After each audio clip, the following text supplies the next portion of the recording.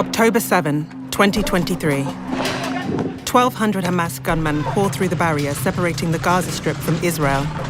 They overrun army bases and kill more than 1,000 Israelis and foreign nationals. They took dozens of children, bound them up, burned them, and executed them. A family of 4 around the breakfast table. The father, his eye gouged out. The mother's breast cut off. The girl's foot amputated. The boy's fingers cut off before they were executed.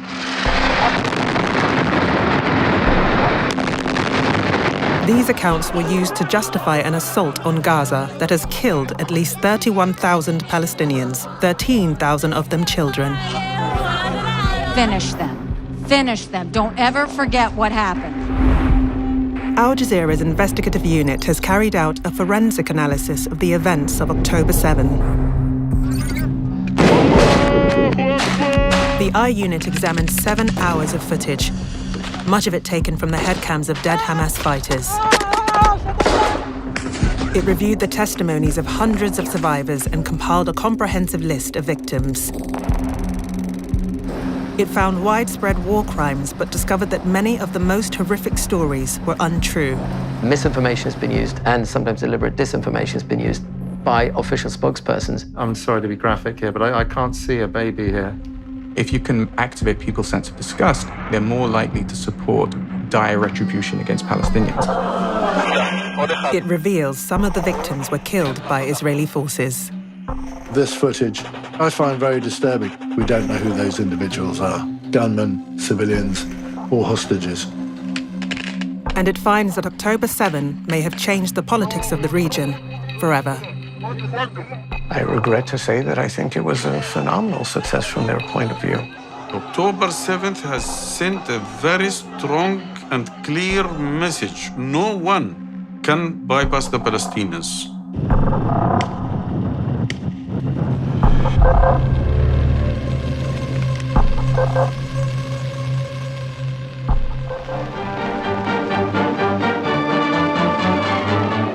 In Palestine, there exist many thriving communities built by refugees who have already found a home there. The Israeli settlements, known as kibbutzim, that surround the Gaza Strip were built around the time of the creation of the State of Israel in 1948. The immediate area around Gaza is mostly small villages, kibbutzim. In the early years, at least, kibbutzim and other villages had a defense role. And the idea was wherever you established a kibbutz like this, that would determine Israel's border. That would hold the border. Today, the kibbutzim are prosperous farming communities. חבל הארץ הזה התפתח מאוד מאוד יפה, מספק חלק ניכר מהתוצר החקלאי של מדינת ישראל, אוכלוסייה מגוונת, מאושרת בסך הכל עד 7 באוקטובר.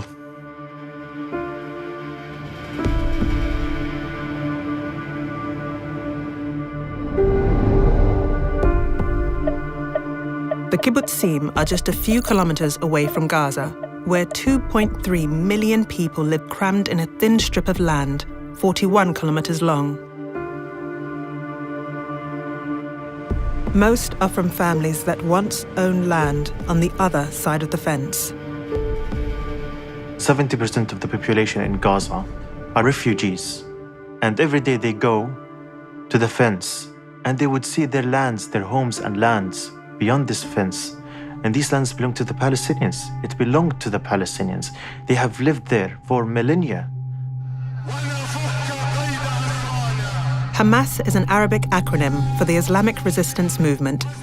It controls Gaza after winning elections that took place throughout Palestine in 2006. Hamas advocates armed resistance to Israel's occupation. Its policies and actions have resulted in its being designated a terrorist organization by many Western countries. Gaza has been under blockade since 2007. You could never imagine life in Gaza except if you have lived in Gaza and if you have experienced life in Gaza, especially when you are a child. All of the vivid memories I have of my time back then is funerals of martyrs.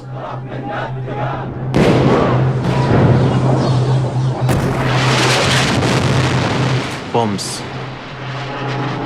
F-16s, tanks invading our homes, tanks invading our city. These are my memories.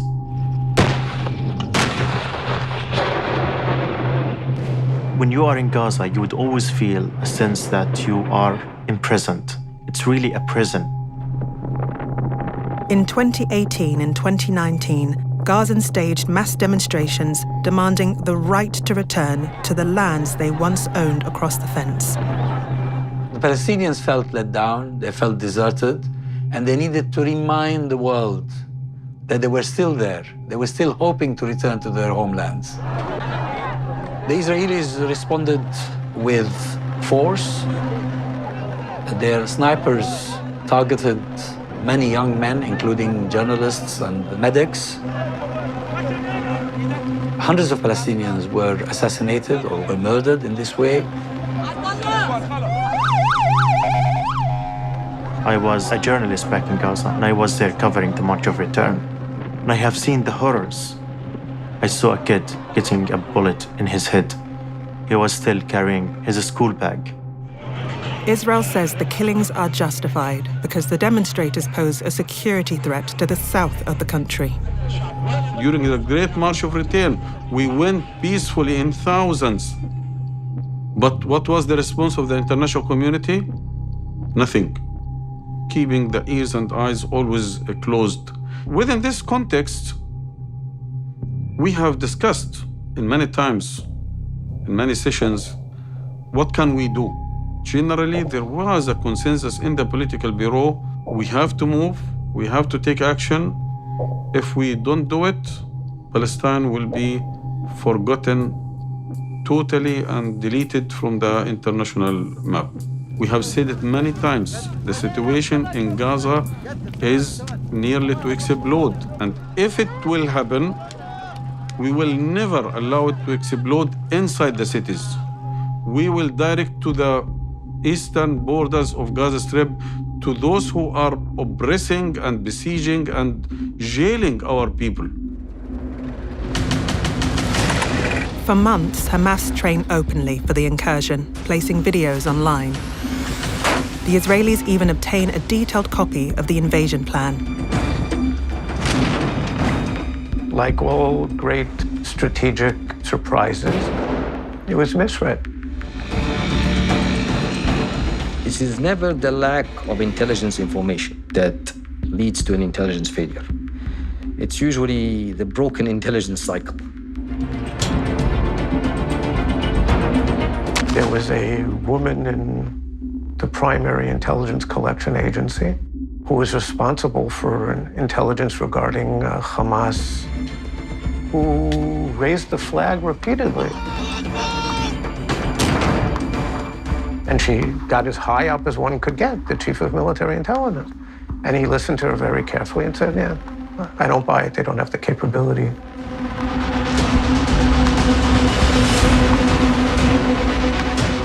They have cheated themselves by the perception Gaza is deterred. Gaza and Hamas is thinking how to solve their own internal problems, how to get some more money, how to get more jobs, how to open the borders, how to deal with the siege. Hamas has no time and no ability and no capability to do anything against Israel. למדתי הרבה היסטוריה של כישלונות מודיעין, הוצאתי על זה ספרים. אני לא מכיר כישלון כל כך חמור בהיסטוריה המודרנית, לפחות של מודיעין, מ-1939.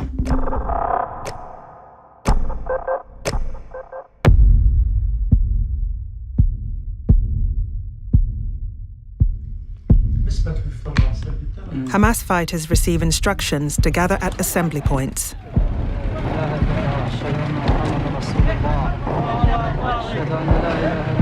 Only then are they given details of the attack.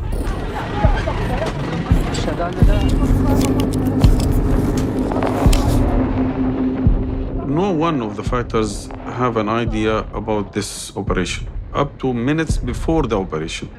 It was so close and very few members of mainly of the military leadership and maybe one or two from the political bureau who were aware about the operation.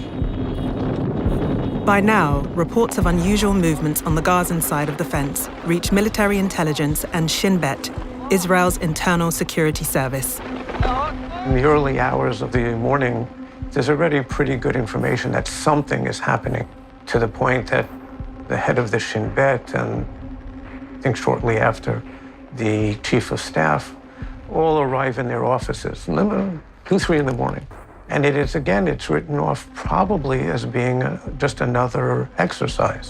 לא הועמדו כוחות בכוננות, שזה הדבר הטבעי ביותר לעשות כאשר אתה מקבל אינדיקציות שהולך לקרוא משהו שאתה לא יודע מה הולך לקרוא. And the decision is to come back in the morning and take a look at it again. Of course, between those hours and then the attack at 6:30 a.m., it was too late.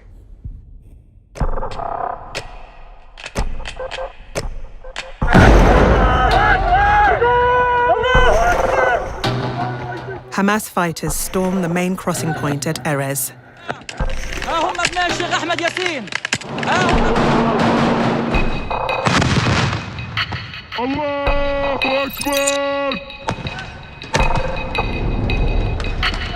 It's one of at least 10 breaches in the fence.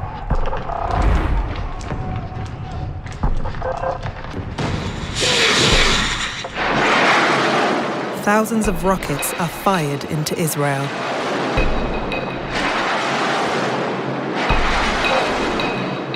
Paragliders cross the fence.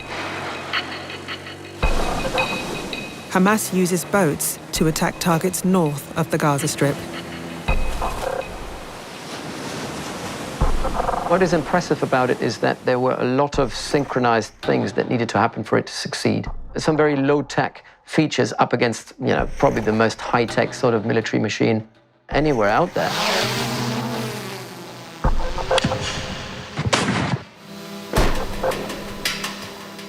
Simple drones, not even particularly sophisticated ones, took out a lot of the radar, the sensors that were placed on top of all sorts of towers, took out communications nodes that were placed along the border, so that, in effect, they blinded the Southern Command from the get-go.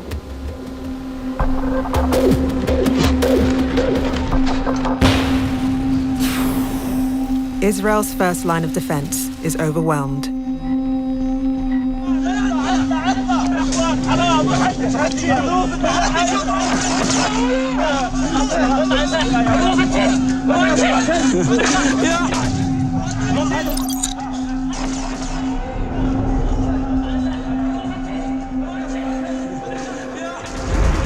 Hamas move on to attack military bases throughout the region. Among them is a base at Paga, a few hundred meters from the fence.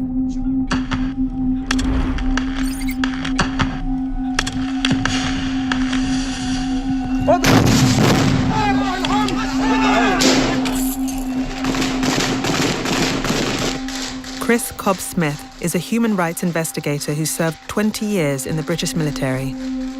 He analysed video of the assault on Paga. This is clearly a significant-sized Israeli Defense Force base, and how they've actually managed to get through the perimeter and to take by surprise this number of Israeli Defense Force soldiers is just staggering. I just fail to see how this can be allowed to have happened. I mean, you can see here from the number of armoured vehicles that are around, which don't seem to have been started up. It's just incredible how this situation ever occurred.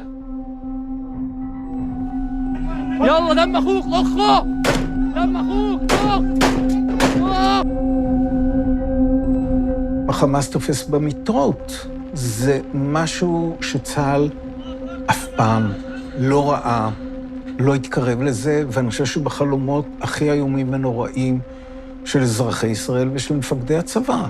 هذا الفيديو بنوصله لكل العالم إن شاء الله. هذه خوذة جندي إن شاء الله بنص تمه حنجيب له. خشينا كل الدشم وخبصنا برجلينا الشريفة على كل ملجأ بقعدوا فيه، وما فيش رجال ما فيش زلام. Military briefing documents are found on dead Hamas fighters. They are giving written advice on what type of anti-tank rockets and missiles to use against the Merkava tank. This one is about armored personnel carriers, APCs. So what type of IEDs you can use against armored personnel carriers, infantry fighting vehicles, and armored fighting vehicles. So yeah, very sophisticated, again, very slick.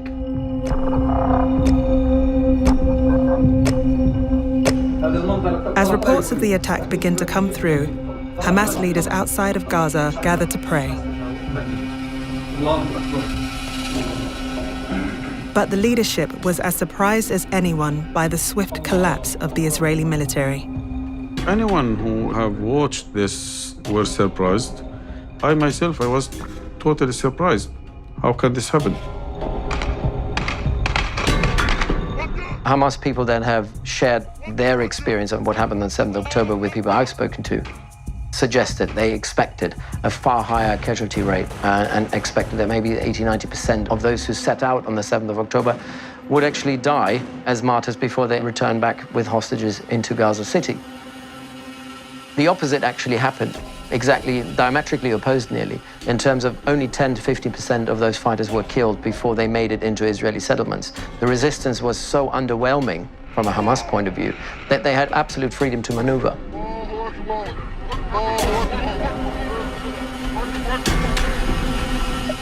Hamas find themselves with the towns and kibbutzim at their mercy. Just 5 kilometers from the fence, thousands of young people are gathered for a music festival.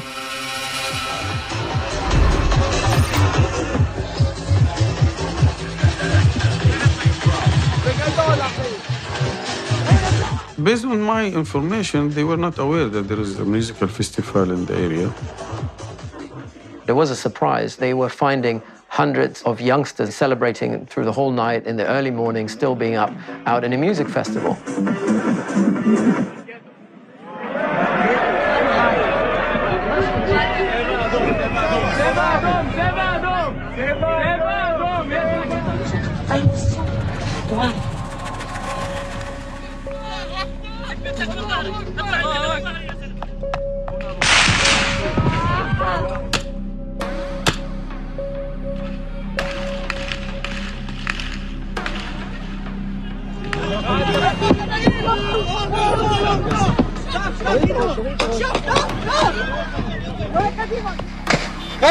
خلي اطلاق ابو سعيد. Hundreds of unarmed partygoers are killed.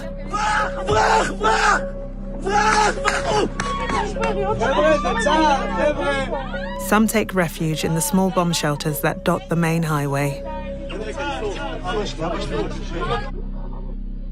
They are trapped.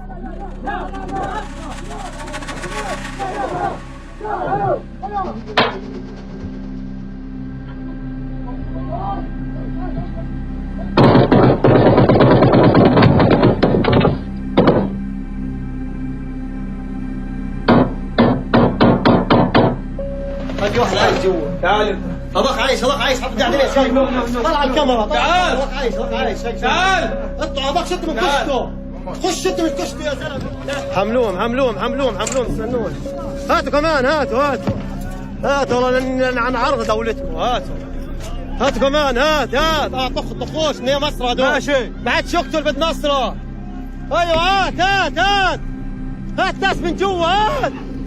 يلا حمل معاه شيل معاه شيل معاه هات معاه شيل بمروان روحت معاه بمروان هات معاه شيل جوا مروان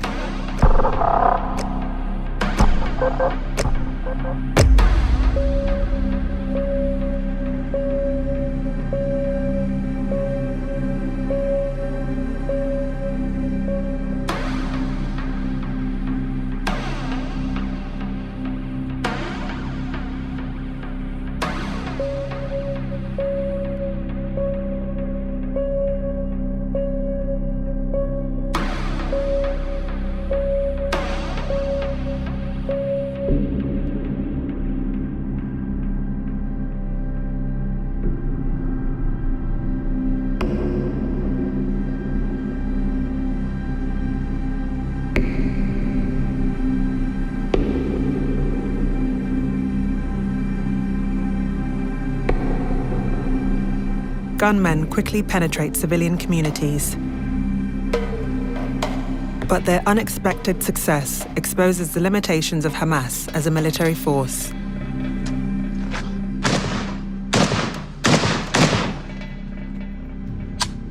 Once the gunmen get access to the kibbutz, they really don't seem to know exactly what they're doing, where they're going, or what they want to achieve. They're wandering aimlessly.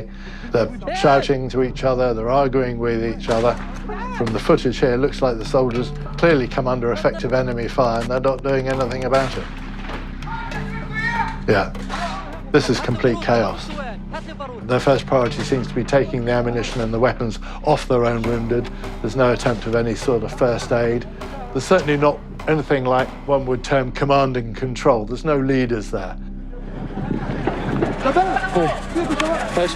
الله أكبر والعزة للإسلام والمسلمين تمكنوا من رقاب المجاهدين والمقاتلين يا حاج مروح يا شباب وسعوا يا شباب توسعوا روح بالشباب ما اسمه قديم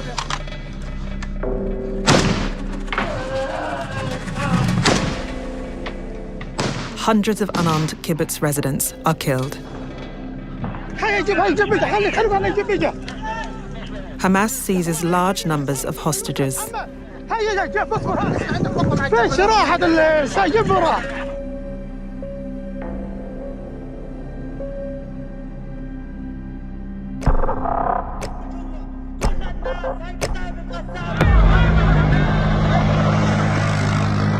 As word spreads of gaps in the fence, hundreds of Gazans pour through.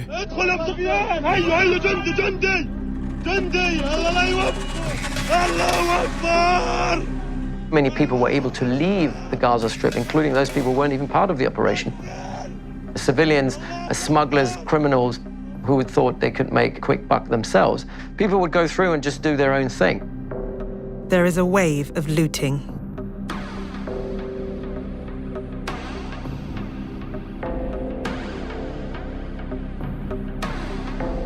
يا عم شباب الجبارين روحوا الحصن الله معاك روح هاي الحصن روحوهم الله يا عيني. A lot of people, simple, ordinary people, came from Gaza into the kibbutzes and into the area. Thousands entered this area. And therefore, a lot of what happened, it was not, if right or wrong, it was not happened only by the fighters. Many of those abducted appear to have been taken by Gazan civilians rather than Hamas fighters.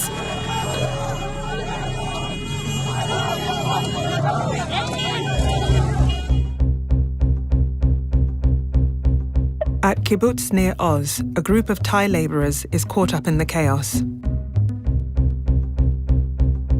หลังจากนั้นมู่เขาพอดีผมก็ปวดท้องก็ไปเข้าห้องน้ำพอดีเข้าห้องน้ำเสร็จเดินออกมาปั๊บ5 มัดกับบุกมาหอดถึงหน้าคีบุตรละถึงหน้าแคมป์ละพอดีใจไงเพราะทำลายของอะไรประมาณนี้แหละวันนี้เขายิงกันพอได้ยินเสียงมันปืนยิงกันฟ้าแล้วก็เต้นห้องร้องเพลงอย่างเงี้ย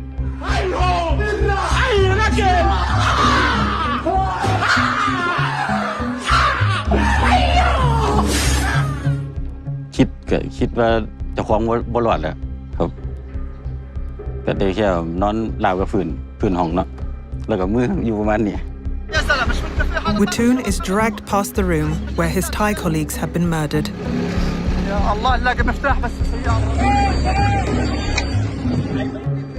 He is placed on a motorbike and joins a trail of people heading back towards the Gaza Strip, carrying loot and hostages. เพราะว่าภาพมันก็ยังมีอยู่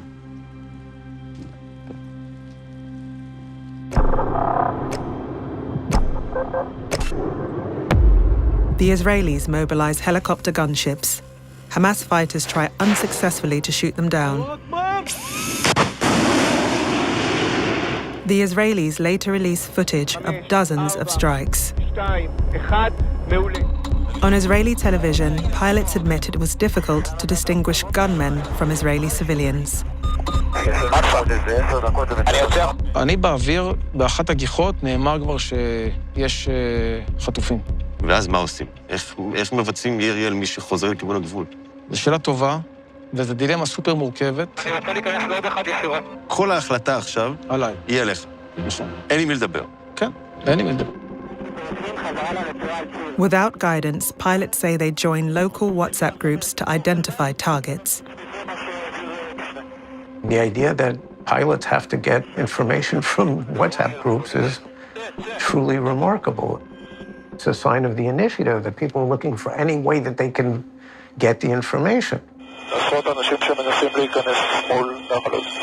At the same time, this is an outrage. I mean, what kind of a way is that to fight a modern war?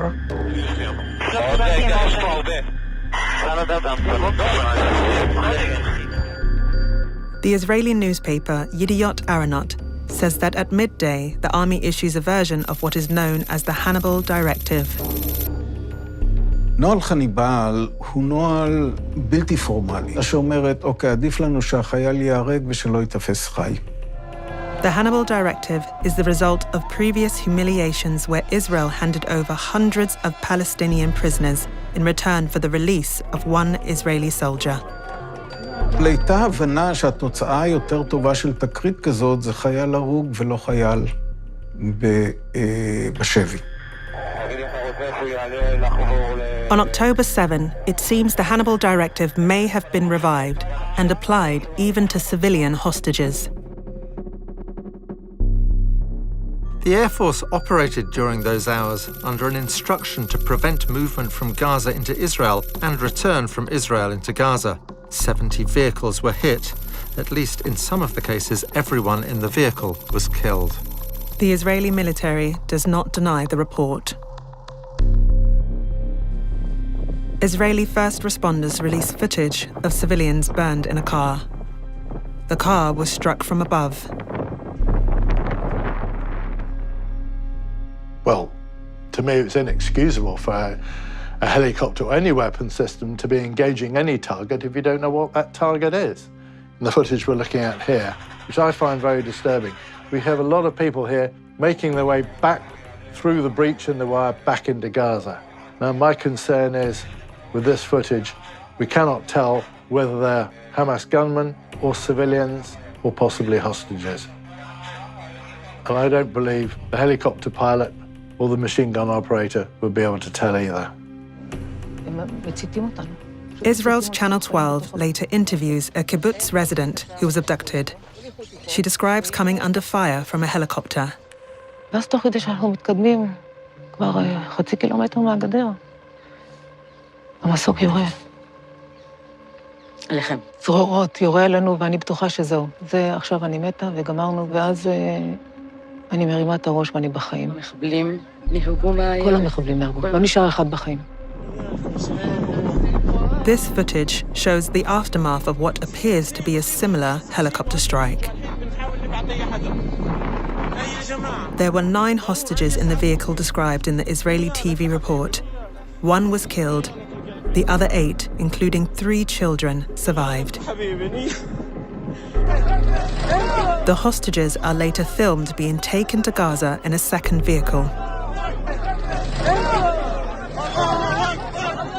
Even if you just use the belt-fed gun on the Apache, these big rounds have a certain area effect and obviously come at a certain rate that if you shoot at a group of people, you're most likely going to kill everyone. You are knowingly putting your own civilians at risk. I find it very disturbing using these sort of weapons in an environment where you can't distinguish and differentiate enough between who is friend and who is foe, who is a civilian, who is a combatant. Analysis of the I Unit's list of the dead reveals 27 hostages who died somewhere between their home and the Gaza fence in circumstances that have not been explained.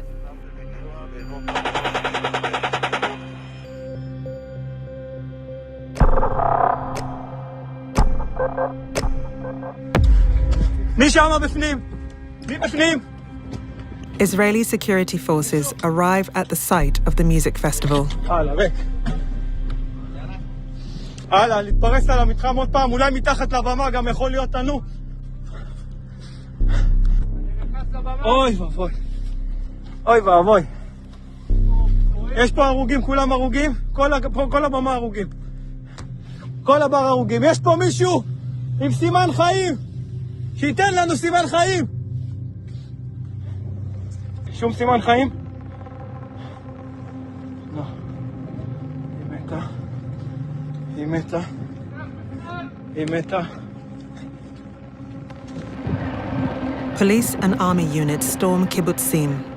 It seems that they too may have applied a version of the Hannibal Directive and killed civilians. Be'eri is the largest kibbutz in the region.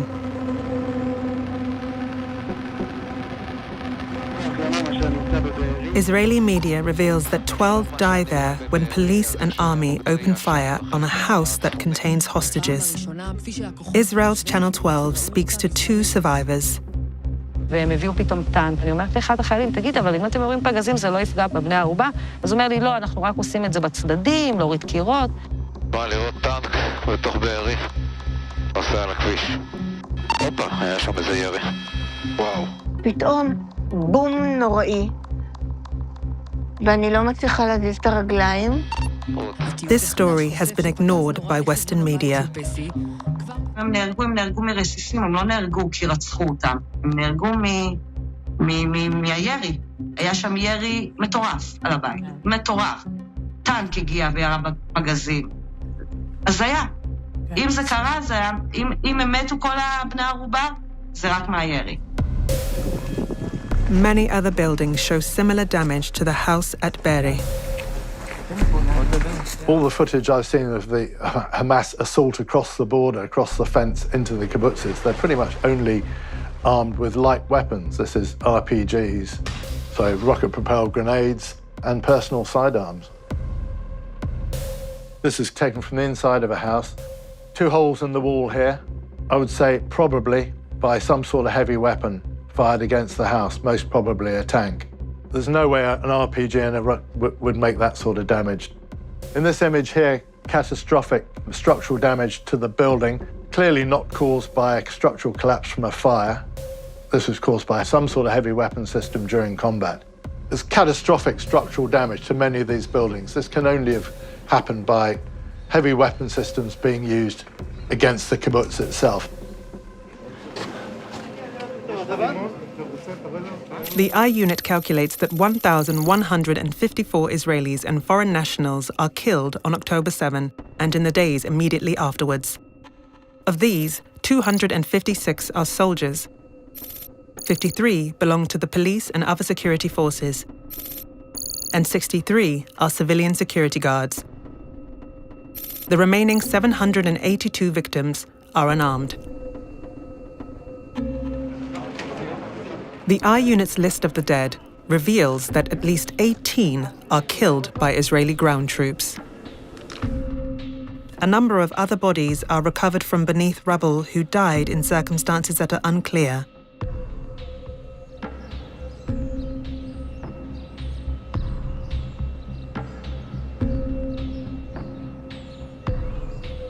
In the days following October 7, journalists are shown around the kibbutzim by the Israeli army.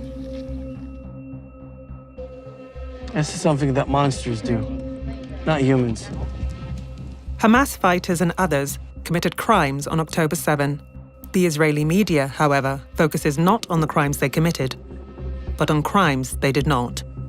I'm talking to some of the soldiers, and they say what they've witnessed as they've been walking through these different houses, these different communities. Babies, their heads cut off. That's what they said. No one could expect that it would be like this. The horrors that I'm hearing from these soldiers. As I mentioned earlier, about 40 babies at least were taken out on gurneys.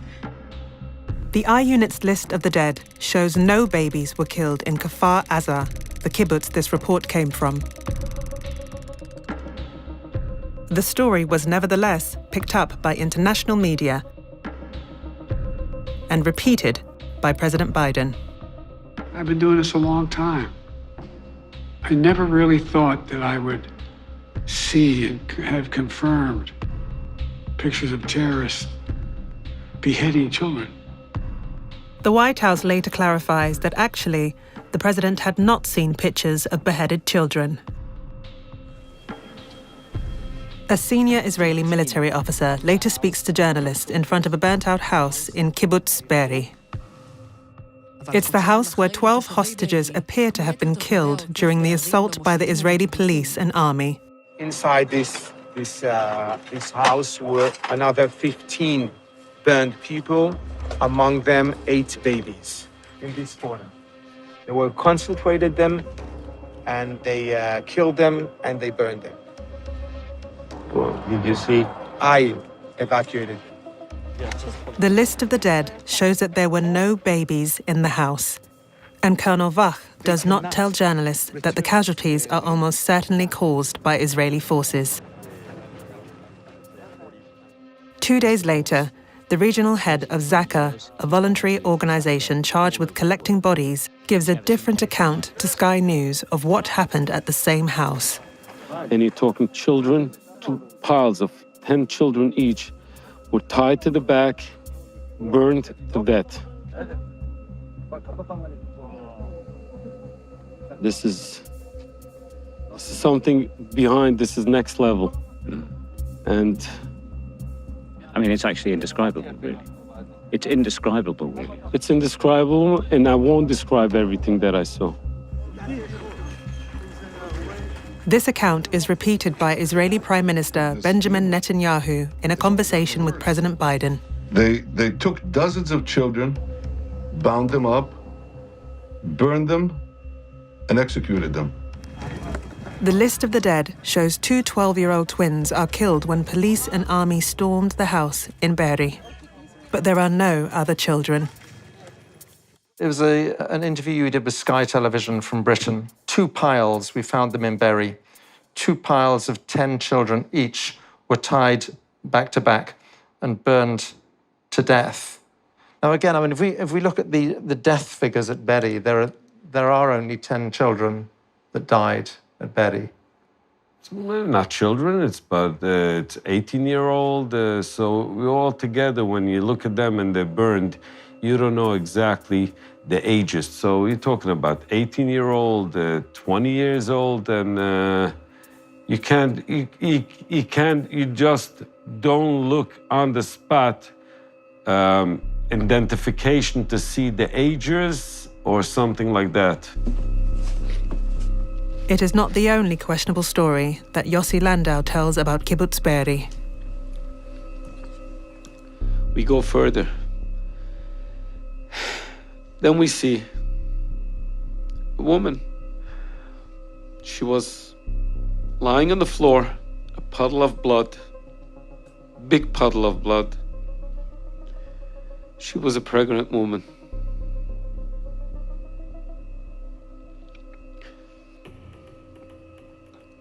Her stomach was butchered open. The baby that was connected to the cord was stabbed, and she was shot in the back. Kibbutz Be'eri has denied this account. The story of the pregnant woman reported by Zaka is not relevant to Be'eri. Yossi Landau insists he witnessed this scene at Be'eri. If you want to see the picture, I have the picture of it. Are you able to share the photographic evidence with us? To show you, yes. Where's my phone? Oh, I'm sorry. I will not put it in front of the camera. No, that's fine. I'll come and look. This is the knife they used. Shot and killed, but Over here was the woman. But that's the imagery after the bodies had been cleared away. Oh. Yes. This is the baby. This is it. I'm sorry to be graphic here, but I can't see a baby here. You can't see the baby but this is the picture of the mother. Okay. For sure, you know, we didn't think when we were over there, we didn't think to camera everything. We didn't have that. This wasn't in our.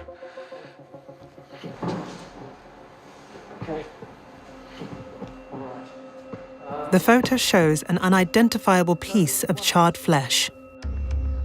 The list of the dead contains no victim that fits Yossi Landau's description. On October 7th, 2 babies die. One is killed when a bullet is fired through a door. The other dies following an emergency cesarean after the mother is shot.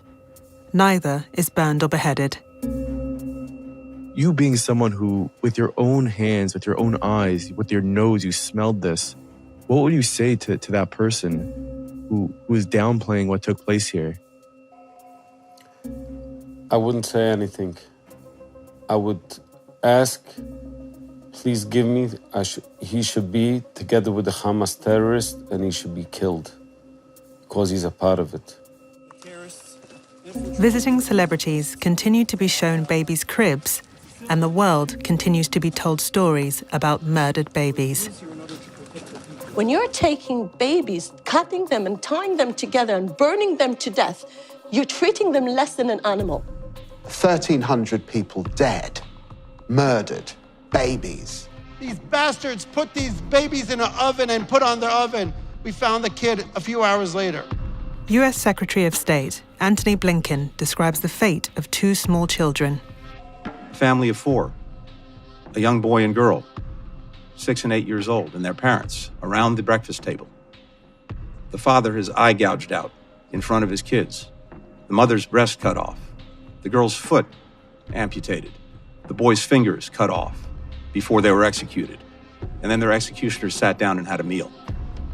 That's what this society is dealing with. This story also comes from Yossi Landau and Zaka. An analysis of the evidence suggests that it is also untrue. Of the 782 unarmed victims of October 7, 36 are children, 13 under the age of 12. None died in the circumstances described by Antony Blinken. Media analyst Mark Owen Jones tracks the spread of such stories on the internet. He believes they serve a purpose. So how, as Israel, do you create that balance in sort of saying, well, what we're doing is morally right, even though we're killing way more people? Well, you have to emphasize the brutality, because you can't say, well, we've killed less than Hamas. So how do you do it? Well, you try to make the significance of those individual deaths even more disgusting and objectionable. If you can activate people's sense of disgust, I think they're more likely to support, for example, dire retribution against Palestinians. In December, Benjamin Netanyahu meets with Zaka volunteers and thanks them for speaking to the world's press. אבל אנחנו צריכים לקנות זמן. זמן אנחנו קונים על ידי פנייה גם למנהיגים וגם לדעת הקהל. ויש לכם חלק חשוב בהשפעה על דעת הקהל שמשפיע גם על מנהיגים. It's not just stories of murdered babies and children that are open to question. Israel's head of forensics describes to Sky News the state of adult corpses he's examined. So many bodies were shot, but before they were shot, they were cuffed. So it's execution style. You can see stab wounds here at the back and on the head. And if you do CT, you can see that the pelvis is shattered. These are bullets inside. So he was shot, he was stabbed, he was burned, and then he was run over. The Israelis say they recovered numerous bodies mutilated by Hamas fighters and others. But the evidence suggests some, at least, may not be Israelis.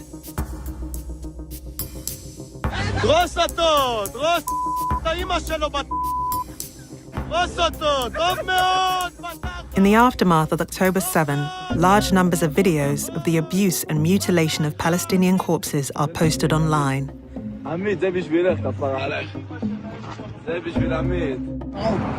The Israeli government later admits that 200 of the bodies initially identified as Israelis were in fact Palestinians. We originally said in the atrocious Hamas attack on our people on October 7th, we had the number at 1,400 casualties, and now we've revised that down to 1,200 because we understood that we had overestimated. We made a mistake. There were actually bodies that were so badly burnt, we thought they were ours. In the end, apparently, they were Hamas terrorists.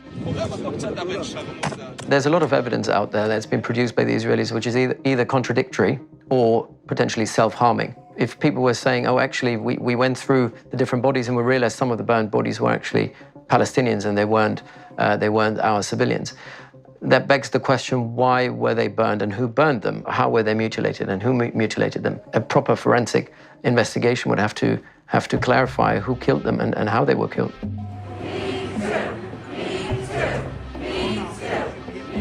Israel also alleges that Hamas is guilty of widespread and systematic rape. The Israeli government has published a video attacking the UN and other global institutions for what it claims is inaction and indifference to the plight of Israeli women. I'd like to report a crime. Yes? I was raped. So sorry. We're here to help. Tell us what happened. I was at a music festival. We heard gunfire and everyone was running. I started running and then he grabbed me.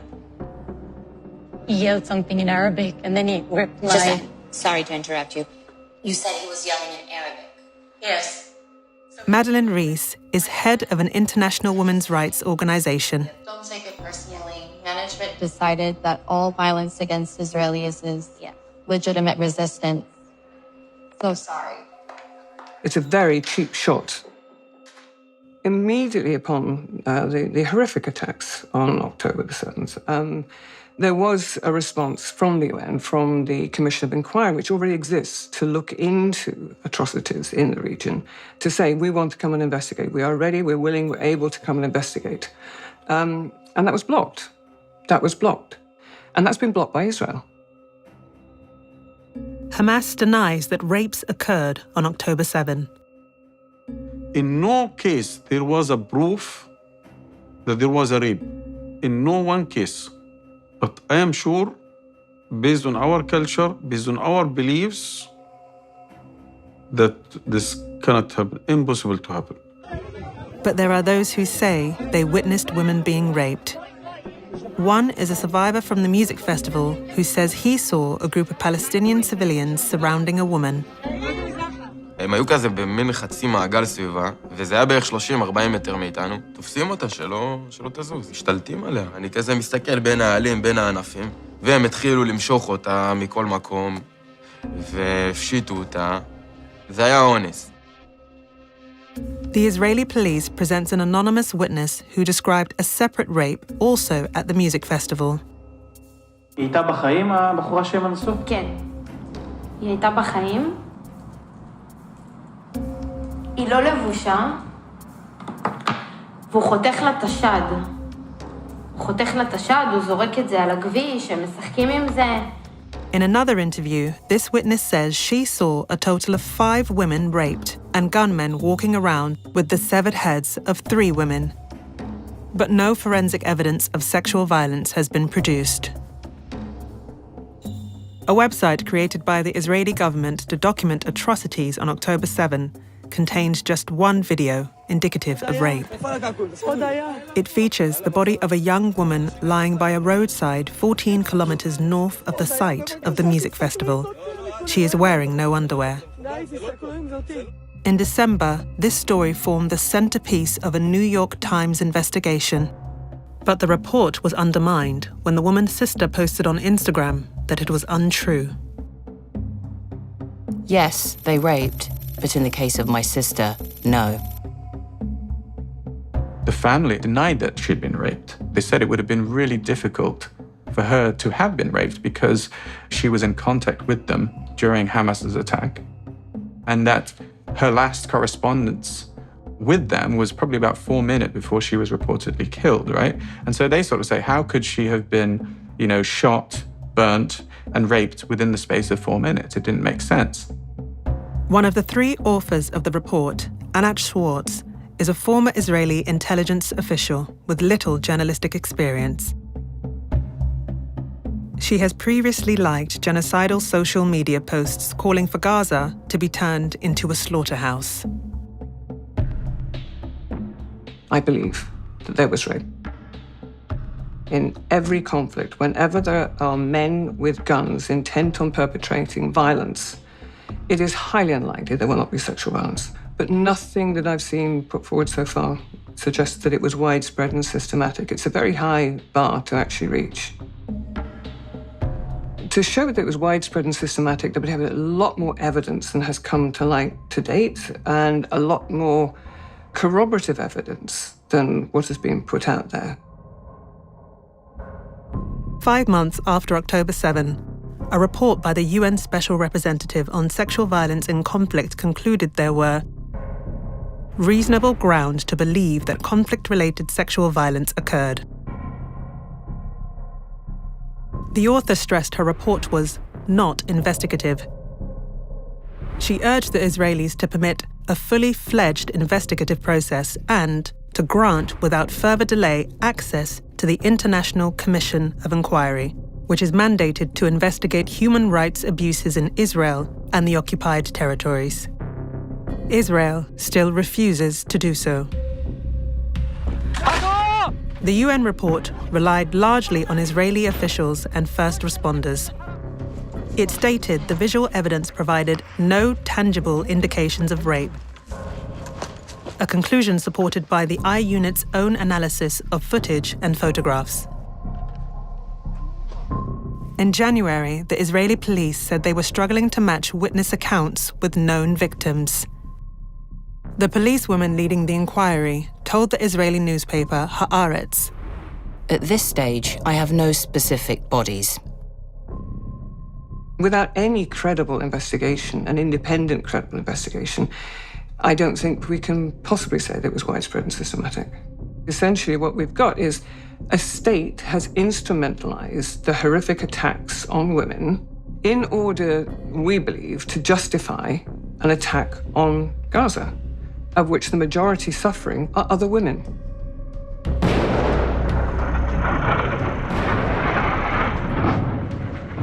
In response to the events of October 7, Israel launches a bombardment of the Gaza Strip.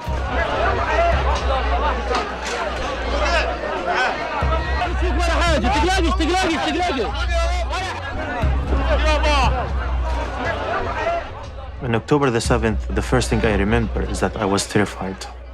I was terrified because I know the Israeli response to that. Whenever an Israeli man killed, they're gonna kill 100 or 200 Palestinians. So when I heard that the number of Israeli killed is over 1,000 people, I knew that Israel will respond in a barbaric way.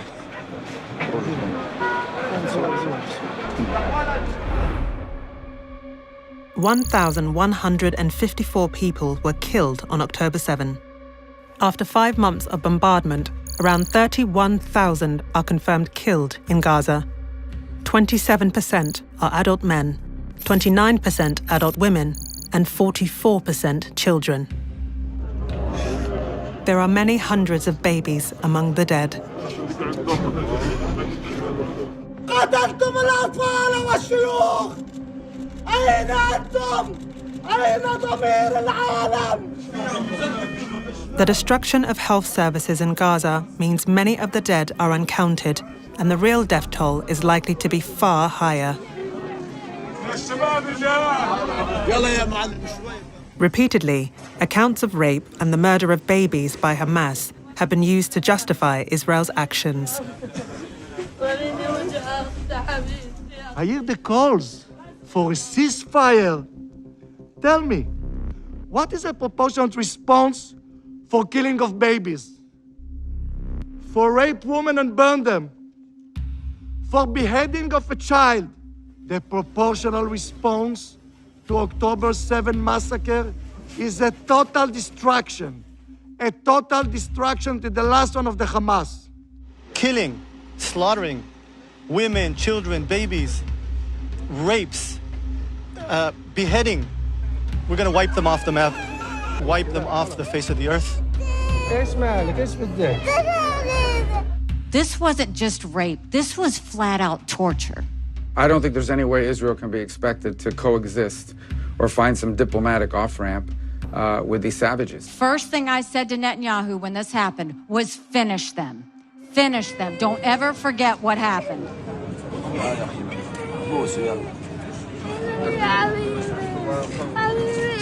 Sexual violence and other forms of violence are being weaponized to dehumanize an enemy. And dehumanization is important in conflict. Why?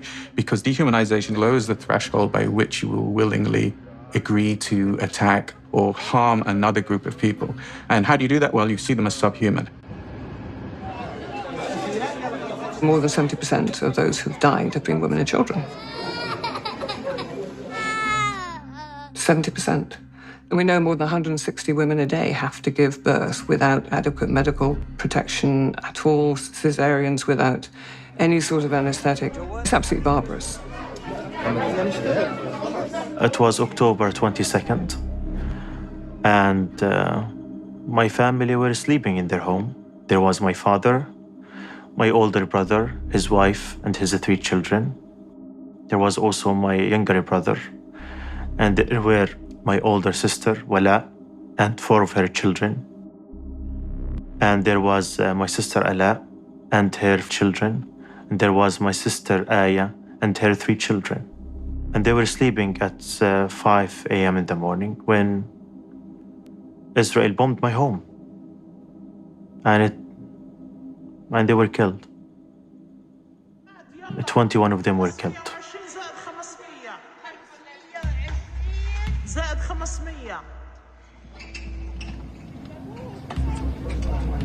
For the Hamas leadership, the consequences of October 7 for the Palestinian people appear to be a price worth paying for ending Israel's occupation. October 7th has sent a very strong and clear message, well-defined message.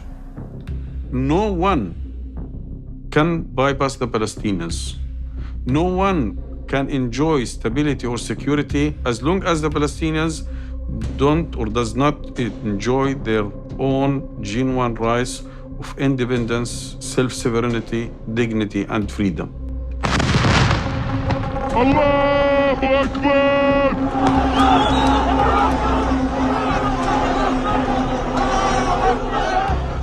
I regret to say that I think it was a phenomenal success from their point of view. They put the Palestinian issue back on the regional and global agenda. But the wars will end sooner or later. Already people are coming out of their homes, and they're going to see what Gaza looks like today, and it's not a pretty picture. And part of this was necessary for operational reasons, and part of this was because I think Israel's been trying to make the point that this can never happen again. And beware that this is the price you will pay. The price paid by the Palestinians is terrible. That is true. It's hefty. But pinpoint to me one struggle for liberation in which there was no costly price. Vietnam, how many millions perished in Vietnam in order for Vietnam to become free? So you see, there is no easy way.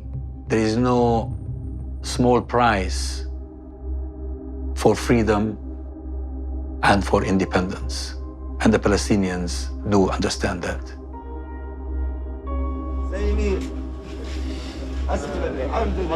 They are revenging. The only thing that they do is revenge. And revenge against who? Against the Palestinian people, the civilians, the women, the children.